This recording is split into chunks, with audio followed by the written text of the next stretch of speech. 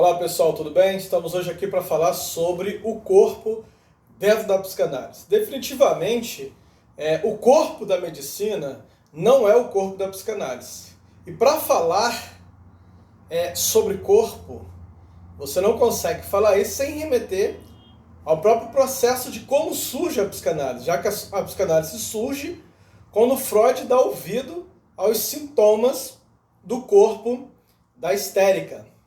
Então as histéricas, com seus sintomas, levaram ao surgimento da psicanálise. Então, que tipo de corpo eu tenho? Qual é a minha relação com o meu corpo? Bom, o corpo da histérica é o corpo que fala através dos sintomas. O corpo do obsessivo é o corpo que quer ser mortificado. O corpo do fóbico é aquele corpo que está a todo instante medindo a distância em relação ao objeto da qual ele tem medo. O corpo da anoréxica é aquele corpo que quer diminuir até desaparecer completamente. O corpo do esquizofrênico é o corpo mutilado para poder ser calado. O corpo do adolescente é aquele corpo cortado e tatuado para ser visto, para ser desejado. O corpo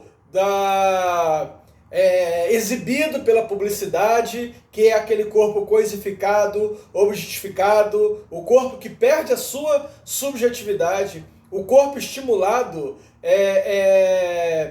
ou adormecido do drogadicto, o corpo do esportista exaurido até o limite da própria dor, o corpo que se excita, o corpo que nega a excitação, o corpo que reproduz e o corpo que não reproduz, o corpo que se faz desaparecer, o corpo que se tortura, o corpo que se queima, o corpo que se reclama, inclusive, dentro do direito nós temos o habeas corpus, que é o corpo que perdeu o poder de reclamar sobre si mesmo e precisa ser reclamado por um outro. Então é preciso que você saiba que corpo é o seu. O meu corpo e eu geralmente não nos entendemos. O corpo faz o que ele deseja. Um exemplo bem claro está no cinema do Coringa, quando ele ri sem ter vontade de sorrir. O corpo vai onde eu não quero que ele vá. O corpo se excita quando eu não gostaria que ele se excitasse. O corpo não se excita quando eu gostaria que ele se excitasse. Então o corpo e eu definitivamente não nos entendemos. E assim, por não me entender, dentro desse corpo que me possui, ou que o meu eu está dentro, eu não me reconheço nesse corpo. E aí você tem, por exemplo, uma síndrome, o síndrome de Cotard, que é a percepção que o sujeito tem que o seu corpo está oco, está sem órgãos, está vazio. Então veja bem que a relação entre corpo e sujeito é uma relação complexa. É uma relação bastante complexa, bastante... não é tão simples como apregoa a medicina. Então, eu não me reconheço, por exemplo, na imagem projetada que diz que aquele corpo é o meu. Lacan, no estádio dos espelhos, ele fala da ideia de mim mesmo como um corpo. E aí ele fala que o corpo da medicina, a partir desse olhar do estádio, é que se percebe que não é o mesmo corpo da psicanálise. E é assim, então, que ele vai instituir aquilo que ele vai chamar de 4 coordenadas que estruturam esse estágio. A primeira coordenada que ele vai chamar de prematuração, a segunda da fragmentação corporal, a terceira que ele vai chamar de alienação a uma imagem de completude, e a quarta e última que é a coordenada do júbilo. A imagem do espelho, então, está limitado pelo enquadre da moldura. Do lado de cá está um corpo em desarmonia. Do outro lado está uma imagem enquadrada, dentro de um enfoque, dentro de um limite, dentro de uma moldura. E daí que os dois não se combinam, mas é este corpo do lado de cá, sem enquadre, que está em desarmonia, é este corpo que se toca, é este corpo que se chupa, é neste corpo que se goza. Daí que Lacan vai falar o seu aforismo, que para gozar só precisamos de um corpo, o nosso. Então, de um lado está o júbilo de uma imagem que você contempla, que você olha e fala, nossa, que imagem bonita, só que do outro está o corpo que se goza, que não se reconhece como nosso. E aí você tem, então, a problemática, né, do vazio, daquilo que falta, Então, uma imagem, você tem aquilo que é o júbilo, mas nessa imagem, onde está enquadrado o júbilo, onde está aquilo que você olha e fala, que beleza, que bonito, ou não é bonito, não é como eu quero, dentro dessa imagem, Lacan vai falar da mancha. E essa mancha ele vai se remeter à psicanálise freudiana, quando Freud, no seu artigo Estranho, fala daquilo que está em mim e eu não reconheço. São essa parte é o que Freud vai trabalhar, né, nesse seu artigo, e é o que o cinema pegou de forma maravilhosa, né? Com o exemplo do incrível Hulk, né, que é ao contrário do cientista todo certo, todo limitado, todo enquadrado, você tem um Hulk que é o inverso, é força, é destruição, né? A fala Hulk esmaga, Hulk esmaga. Você tem a célebre história do Dr. Jekyll, de Mr. Hyde, né, que são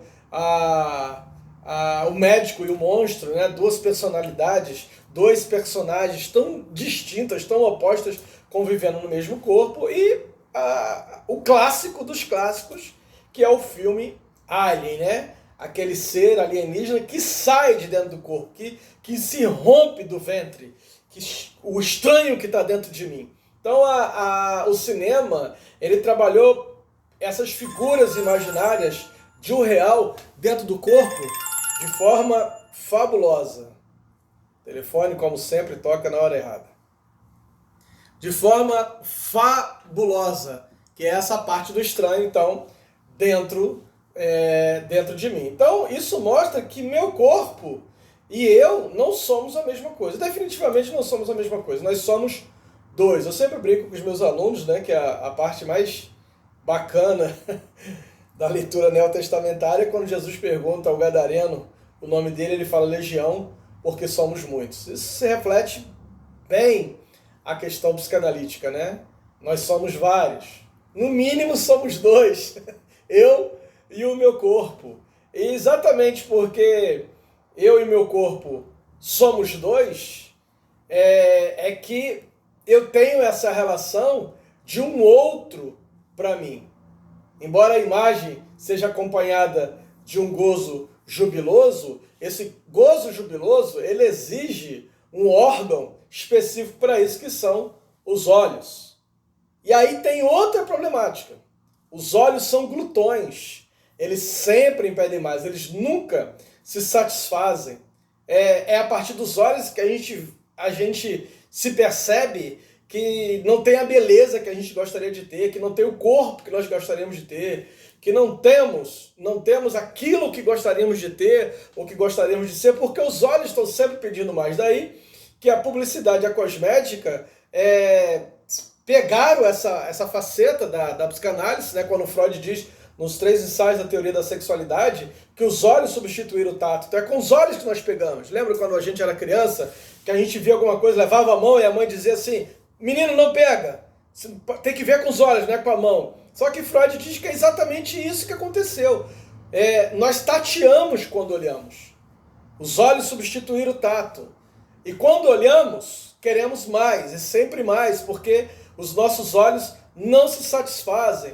Daí que a cosmética e a publicidade trabalharam com isso. Daí que você tem as duas linhas dos olhos, né? Que é a questão do extremo, por exemplo, da contemporaneidade, que é a questão das imagens.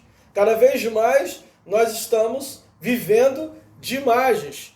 Desde o cinema, que é uma relação de massa, né? E aí nós tivemos fenômeno, por exemplo, da Marvel, levando milhares de pessoas ao cinema porque queriam ver, né, todos aqueles heróis dos quadrinhos em ação no cinema. E a parte mais extrema, que é o voyeurismo. Cada vez tem crescido mais as redes sociais de relacionamento, onde o que se busca é a troca de fotos, de nudes, de partes do corpo, né? O voyeurismo é uma prática da intimidade, daquilo que o outro vai mostrar, mas vai mostrar só pra mim. Outro dia estava uma amiga conversando comigo que os homens hoje dão bom dia e a segunda imagem já é a imagem do pênis. Ela falou, eles não têm mais diálogo, é oi, bom dia e o pênis. Quer dizer, e já pede o nude, quer dizer, já pede a contrapartida. Eu já mandei o meu, agora mando o seu. Então, assim, cada vez mais o corpo está gozando com os olhos. E os olhos, o Lacan vai dizer que é a questão da luz, né? É o excesso de luz. E aí vem uma outra problemática, é que o corpo não precisa de luz para gozar. Daí que no momento de intimidade, no momento do ato sexual mais prazeroso, normalmente fechamos os olhos. Porque o corpo não precisa de luz para gozar. Lacan conta uma história muito interessante de uma mulher que estava numa cena de striptease, um grupo de homens, e aí ela tira o lacinho do cabelo e todo mundo grita mais, mais. Ela tira os brincos e eles gritam mais. Ela tira o vestido, eles gritam mais. Ela tira o sutiã e joga o corpo, os homens em frenesi gritam queremos mais. E finalmente ela tira a última peça, que é a calcinha, e fica nua na frente de todos eles. E para espanto dela, eles continuam pedindo queremos mais, e ela não tinha mais o que tirar. Então o público sobe ao palco e retira a pele da artista. Então, para você ver como os olhos são glutões, sempre desejam mais. Daí que as relações virtuais são essas relações onde sempre se deseja mais. Então lembre-se, a próxima vez que for gozar, o corpo não necessita de luz para gozar. Meu nome é Jário Carioca, sou psicanalista, coordenador do Centro de Estudos Psicanalíticos Jário Carioca aqui no Rio de Janeiro. É um prazer muito grande estar com vocês. Lembrando que a partir de fevereiro eu estarei também no Telegram, no grupo de estudos psicanalíticos com Jário Carioca. É só buscar esse link, grupos de estudo psicanalítico com Jário Carioca, um grupo no Telegram, onde semanalmente nós estaremos ali fazendo áudios e também alguns videoaulas dentro da temática psicanalítica, e será um prazer muito grande ter a sua companhia. Prazer.